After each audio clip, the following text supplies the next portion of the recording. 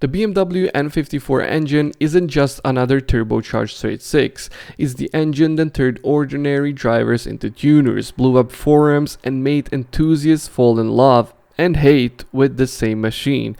Because this motor isn't just legendary, it is borderline lunacy, and that's why it still matters today. If you're here just to hear the horsepower numbers and move on, then this might not be the best video for you.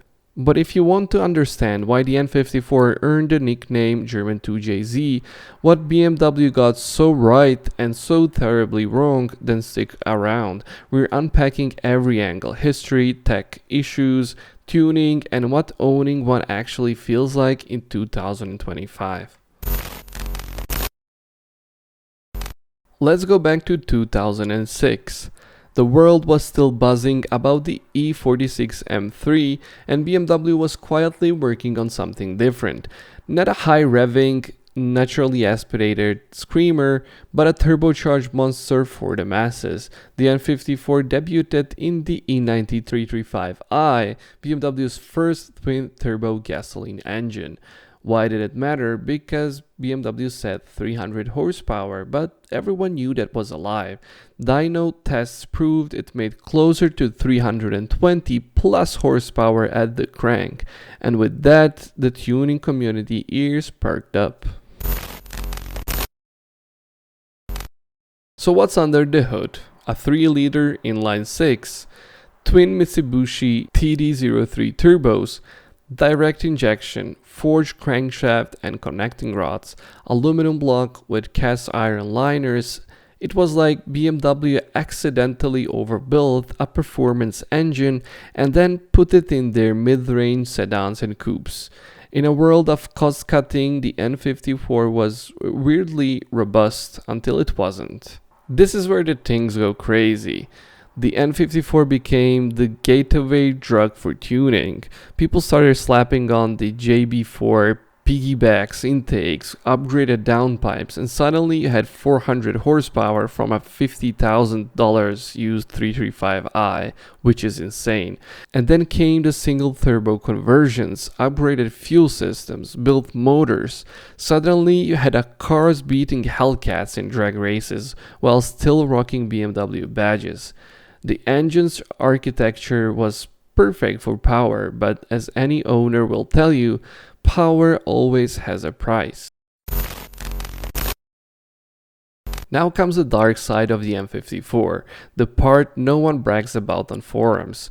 High pressure fuel pump failures, yeah. Carbon buildup on intake valves due to direct injection, absolutely. Wastegate rattle that makes your car sound like a maraca on a startup, check. Even BMW had to issue recalls for some of this stuff. Owners would go through coils, injectors, even turbos, like it was part of scheduled service plan, and yet people still held on.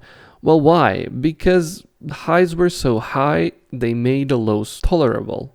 You didn't just buy an N54, you joined a movement. Beamer post threads, N54 tech, YouTube builds, street racing legends. It was the first BMW engine to be really embraced by the tuning scene, especially in the US. It created a culture of experimentation and yes, rage, but even with blown turbos and the limp mods, people kept pushing these engines to their limits because few engines offered this kind of thrill per dollar. Today, we compare everything to the 2JZ or LS engines, but what about the N54? Well, it earns its stripes. It doesn't have the reliability of a Toyota straight six, but in terms of tunability, it's arguably the most fun you can have under the 10K. Even the newer N55 or B58 engines haven't quite captured the same chaotic energy. They're cleaner, more refined, but they don't make you feel like you're holding a grenade with the pin halfway pulled. Now, nearly 20 years old, the N54 is reaching legend status.